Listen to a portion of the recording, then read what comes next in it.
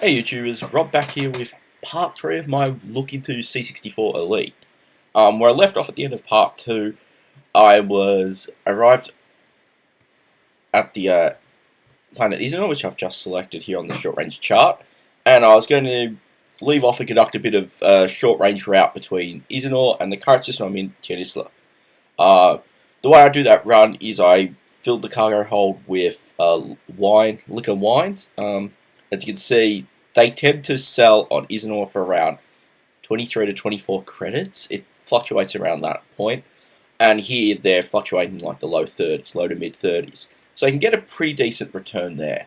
For the reverse leg, I usually fill the hole with computers. As you can see here, they're sitting at 67 credits.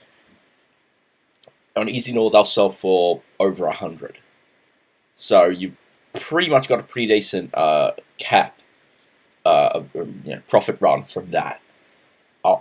So I'm sitting here on Tiernisla at the moment. I've emptied the hold, sold all the cargo, and now I've got a bunch of cash to hand. I was wondering, well, before I continue, maybe it's time to grab some upgrades. So far I've played through without really doing that. The energy bomb purchase was an accidental one.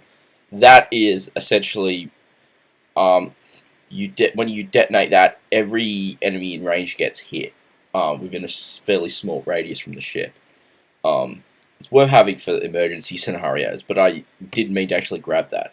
But first thing we will grab is the large cargo bay. That close to doubles how much cargo you can carry on between runs. So when you're doing a fairly profitable run, and you have the money to finance, filling your hold to the max, you are pretty much guaranteed a lot more profit from it. The next thing I'm going to do is I'm going to install beam lasers. This is the first as a weapons upgrade. As you can see here, lasers of course can be fitted to all 4 points, directional points of the ship. Thus, when you actually switch that view and you have a weapon installed, you'll be able to fire it. So it becomes really handy for if you want to say mine. You can fit a mining laser to one of the side views, get close to an asteroid, rotate, mine it. I've not really done a lot of mining. It feels like a lot of work for not as much return compared to other piracy or just straight trading and hunting and defending yourself. So we've now got the laser installed. The next thing we're going to go for is the extra energy unit. This is incredibly helpful as it allows you to increase the recharge rate of the energy banks. For most cases, that's not really important. But when you're getting into combat against enemies, it becomes very helpful, as the way your shields work is your shields will get hit when they're drained, your energy banks get drained, and your energy banks generate a set amount of energy every second. And that energy also gets...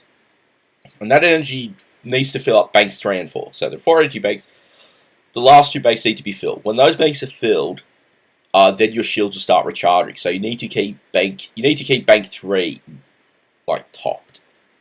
And the energy unit will accelerate that rate, and it'll mean that you'll be able to get your shields back up faster. Although the shields don't upgrade themselves, so the shields will still take a while to recharge, this will help just a bit. The last thing I'm going to go for is the fuel scoops.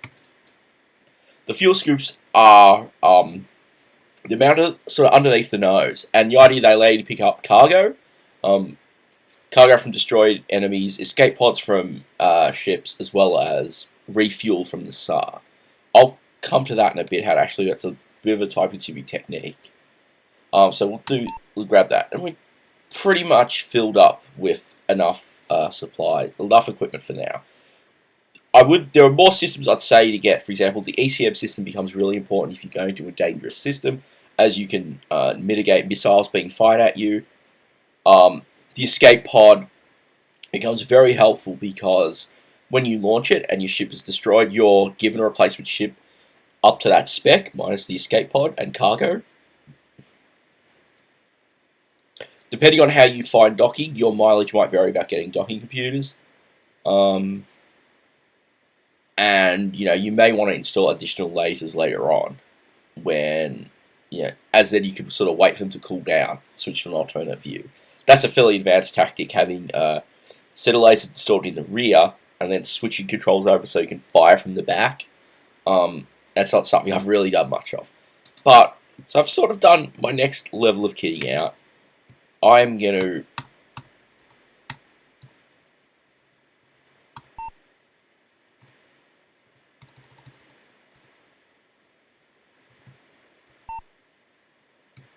So I'll just kit out, install some computers, and now you can see we've now got over our 20-ton limit because we now have the extra cargo space.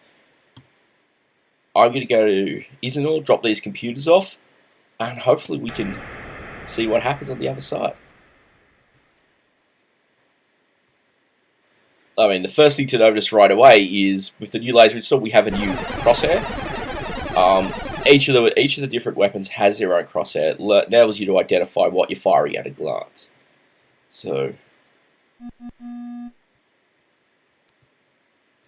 start approaching Isenor and see if we've got a clear run. And I think we do. So, and even now we'll get roughly 2,300 credits for the computers. And here's our friends, pirates. So,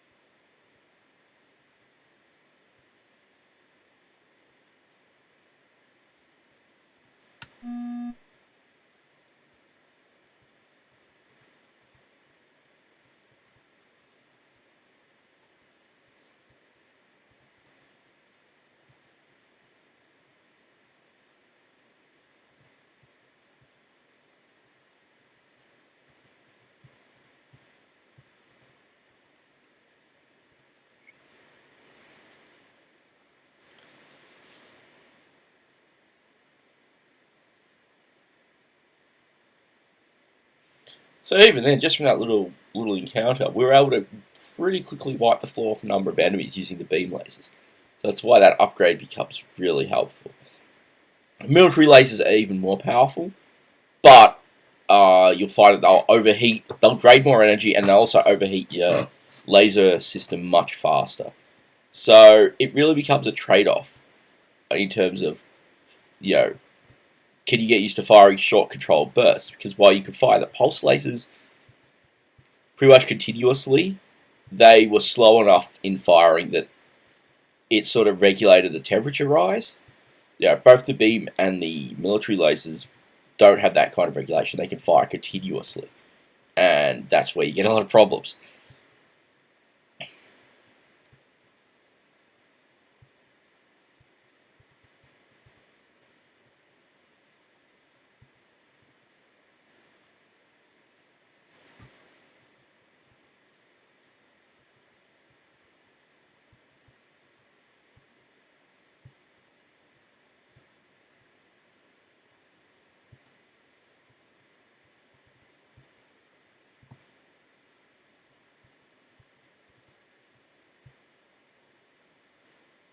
You'll come into dock, start docking sequence, come into dock, and hopefully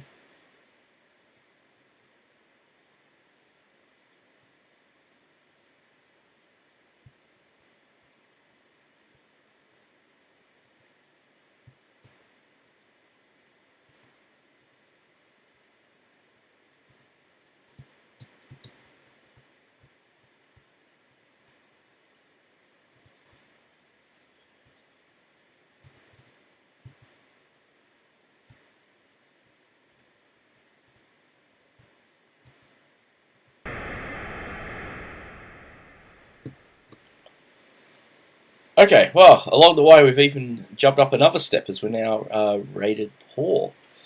So, I'm going to sell off computers. the next thing I'm going to do is I'm going to go to Tier again, but this time I'm not going to buy fuel here. Although it's a big expense, I think I'm going to demo how to use the fuel scoops. So while we're at it, I think I won't buy it. Won't buy anything here. I'll buy it on the other side.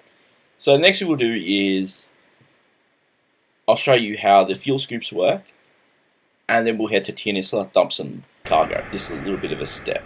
So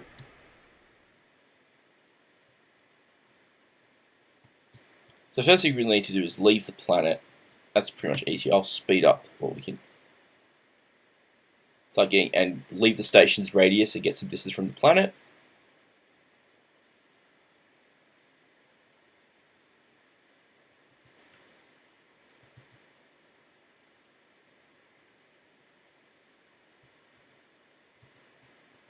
Right, now we left the planet behind us.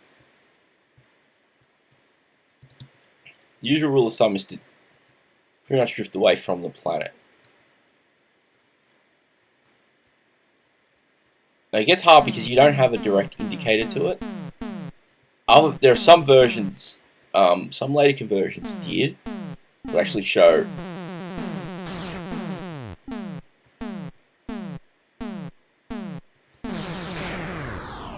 But unfortunately, here on the C64, we don't have that luxury. So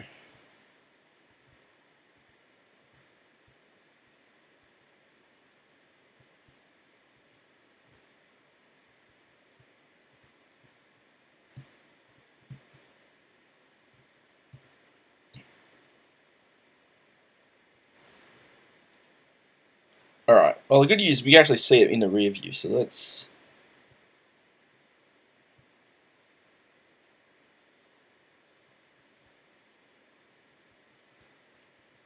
And we found the sun. So we can see the planet's just off to the right of that, so we sort of took the long way around. Now all I can do is just, let's speed the emulator up.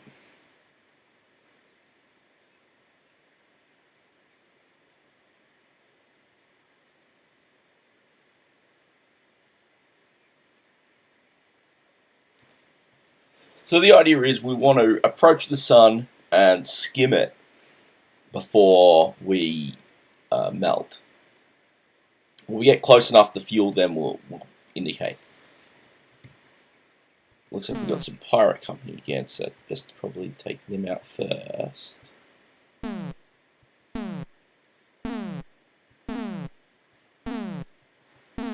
As usually.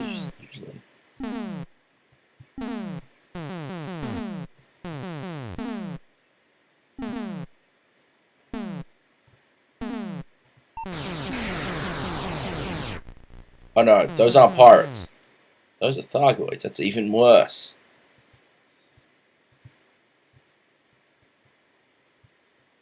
Thargoids, of course, being an alien race that humanity's been dealing with.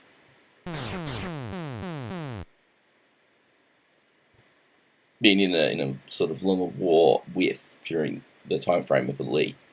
Why I think it's dangerous is they carry an ECM.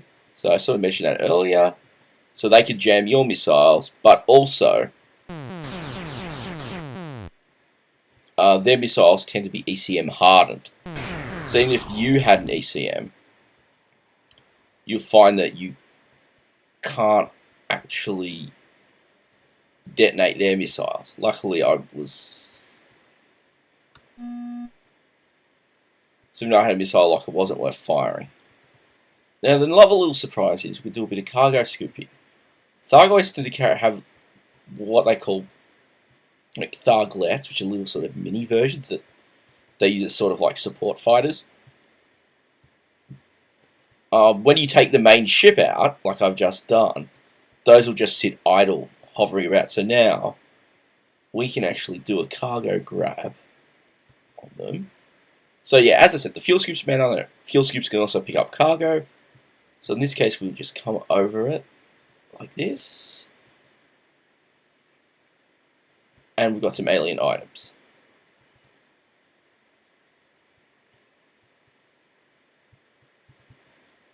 We can do that for the rest. And alien items, yeah, they tend to, do actually tend to do a decent bit of coin on the market. So worth keeping them around and selling them off. And they also don't, in this case, because they actually tend to be, if we have a look, you'd see they're rated in.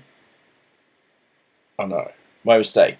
They tend to come in a special way, so they don't actually sit on like your main base. So you can actually have them in addition to, your 35 tons of primary cargo, which sounds like a deal as well. So they're alright. As I said, these were about 60 credits each in Isinor. Hopefully that means save them for the return leg, and they'll do okay with them. So this is like the third one that's there. I'll grab it and then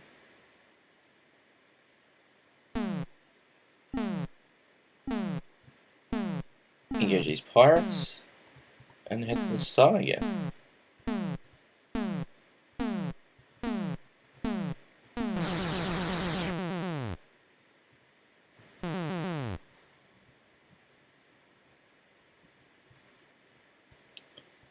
Well, it looks like it's only a pirate this time, but hey, one is.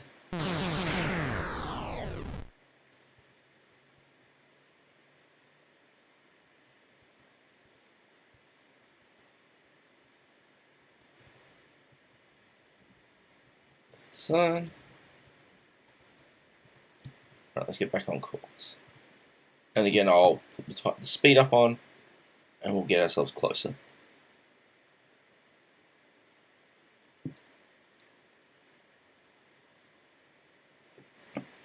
So especially in this case, as we launched and went the wrong way, it usually adds a bit more to the journey.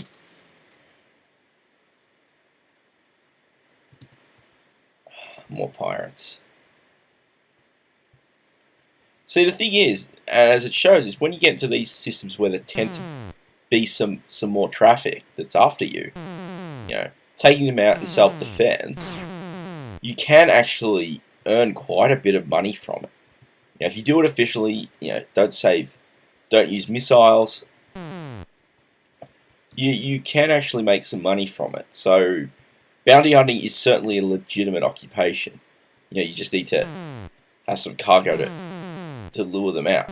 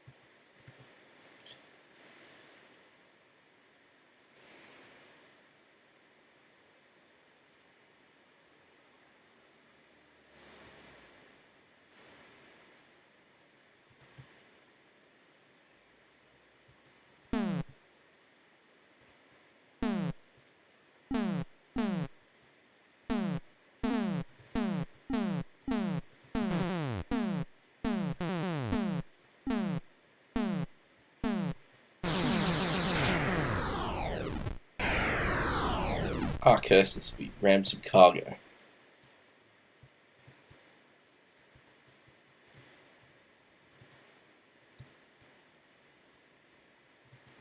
Okay, so with a bit of tire compression and a bit of skipping, we've gotten a heck of a lot closer to the sun. I love the distortion effect here, but golly, it does really hit the speed. It's sort of set churning a fair bit. So, so how we need to approach refueling, well, still got a bit of distance to go, is we need to come in along the top so that the fuel scoop is most exposed. and we need to get really close, and we will start seeing the cabin temperature rise soon. But the idea is we need to start getting really close, let that cabin temperature rise a lot, and we'll finally be notified. Now, you can have a look. I'll pop out of time acceleration. Pop a look. We can see the cabin temperature starting to rise, and we're still starting to come close. And the frame rate is starting to drop pretty heavily, which would mean bad things if we do get pirates.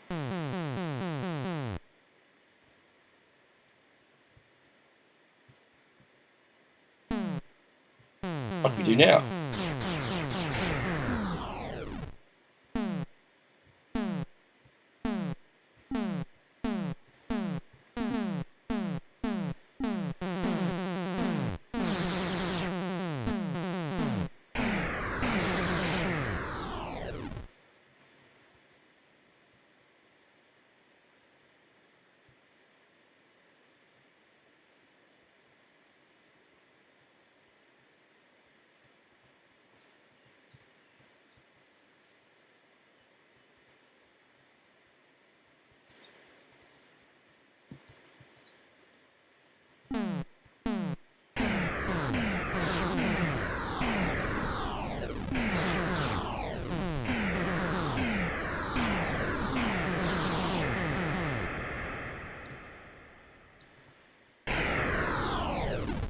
Okay, so after that pirate-influenced mishap, I've relaunched, reloaded my save, launched,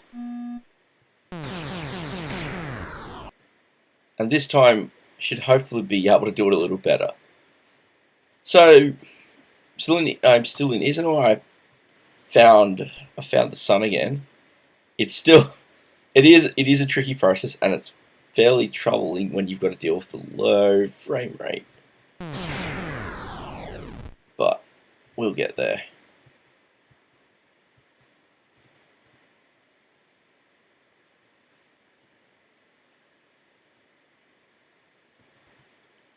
And here's another pirate to give us trouble.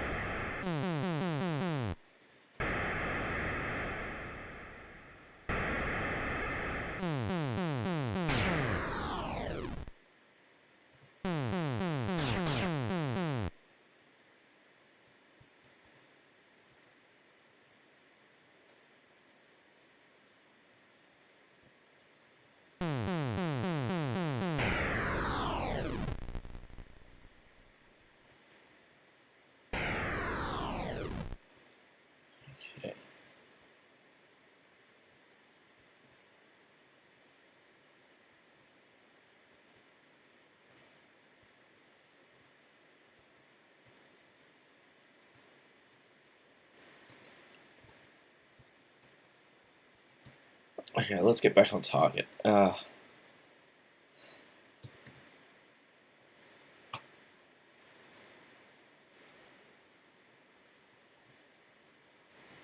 yeah, I do apologize for using the time emulator warp mode a little more liberally than I usually prefer to.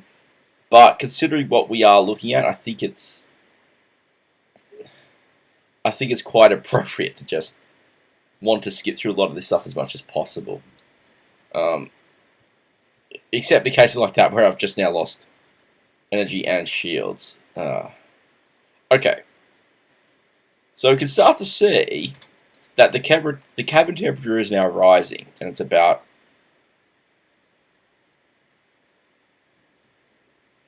maybe about halfway up the gauge. Of course, when that gauge hits full, the cabin is at the stage where you are most critically the cabin will overheat and you die and the ship explodes.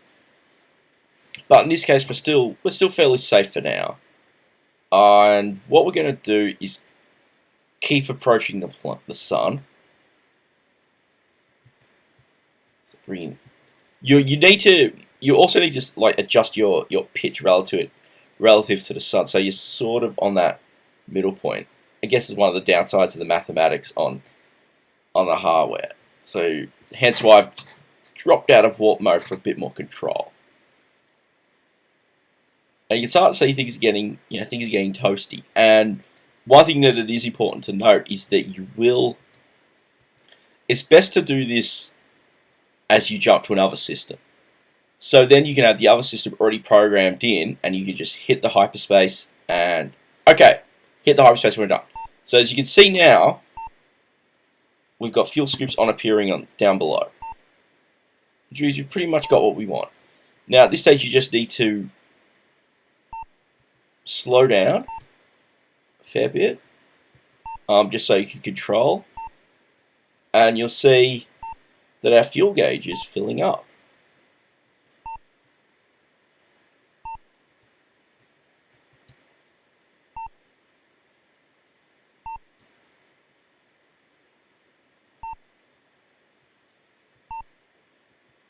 Now, I'm kind of happy with how much fuel there is there, so